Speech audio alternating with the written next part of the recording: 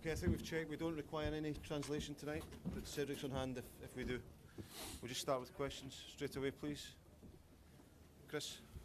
Brendan, perhaps not vintage from Celtic tonight. Is there a mixture of pride at going through and relief this evening? Yeah, I think probably the context of the game probably affected our performance, especially in the first half. I thought that them having to chase the game, of course, to make up the goal difference, they were much brighter than us and played much quicker, and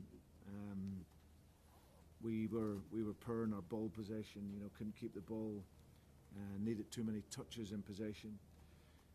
So midway through that sort of first half, we had to try and change it tactically to try and stem the sort of flow of the game. But I was thankful to get in 0-0 at half time. And then second half, I thought we were better. You know, we, like I say, we were able to sort of stem the flow much better, but also whilst keeping the ball and being a threat ourselves going forward. So I think overall the best team won. They were better than us tonight. But I think over the bigger picture, you know, our aim at the beginning of this competition was to, if we could get through to the Europa League stage and finish third in the group, that would be a massive achievement for us at this stage of where we're at. And we've did that. So there's immense pride at doing that. But of course it's hard to feel that after you've lost. But we got the job done over the course of the games, and obviously we have a lot of work to do before we would can affect that level. But we're through, and we can look forward to that when it comes around in February.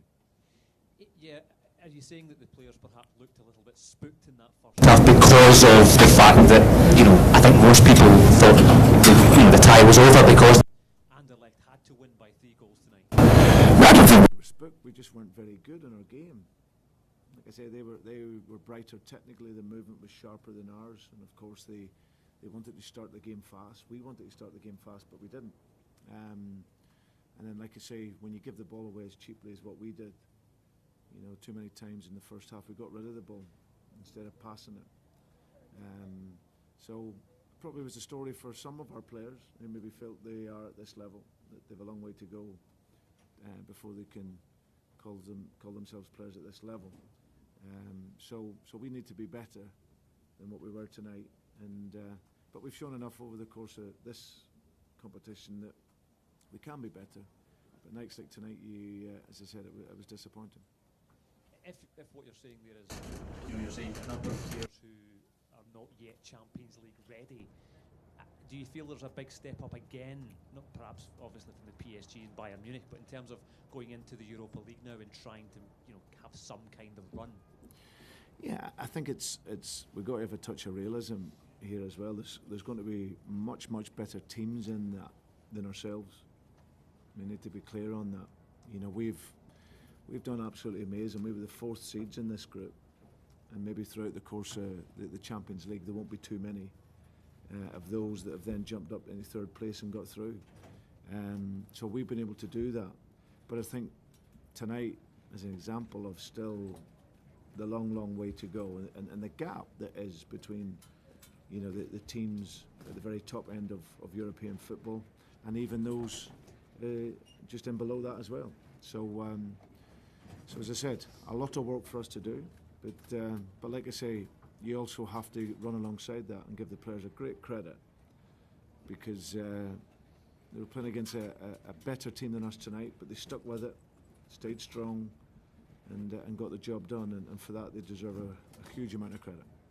Brendan, looks like you might be unseeded for the draw when it comes round. Does that matter, and what do you at the moment feel that you can achieve when you get into the knockout competition? Listen, it's too early. I think the most important thing is that we're sat here and we're talking about having qualified. You know, for a Scottish team to have come out of the Champions League and have European football after Christmas is a huge achievement.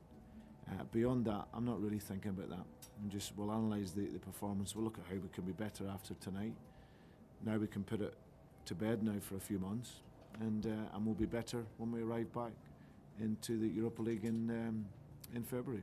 Do you feel also, I mean, I think it's 10 games since Celtic won a group stage match here at home, and I know you wanted you said in the pre-match press conference you wanted to get a win for the fans here tonight. Do you think there's a little psychological block that the players need to overcome to get a big match win here in Europe at home? Not really. Not really. It's a really, really tough level of competition, and it's difficult for us. But we're trying to bridge that gap each time we play. Any more questions? Chris, one more. Of course, you said, in terms of finishing third in Europa League, then that's progression for Celtic. Given that and having the chance to reflect now on the campaign gone by, would it be, given you're saying there is such a big gap still, would it then be unrealistic to look at next year and think of trying to push for second place, or would it just be a case of third again and trying to push on further in that Europa League? Yeah, it's always going to be. It'll become even more difficult for us next year. I think we just have to be realistic in terms of where everything is in terms of European football. We're a long way behind in relation to budgets and structures and other things at the very, very top level. But what we have to try and do is somehow bridge the gap. The club hadn't qualified for Champions League football for a few seasons, 3 odd seasons. Now these last couple of seasons we have qualified, which is brilliant for us. We want to then make the next step. So once we've qualified, okay, can we have European competition? Of course we want it to be Champions League, but we have to be realistic. You're never going to finish ahead of PSG and Bayern Munich over the course of the games home and away. So could we then challenge the third best team in the group, who was Anderlecht, again, who work and operate on a much greater budget than ourselves, and we've done that. So next year it doesn't get any easier. If anything, it will only become more difficult. So that's our position and where we're at in the European game. But the club as a whole, the club is absolutely brilliant. You see the fans, the supporters home and away have been amazing.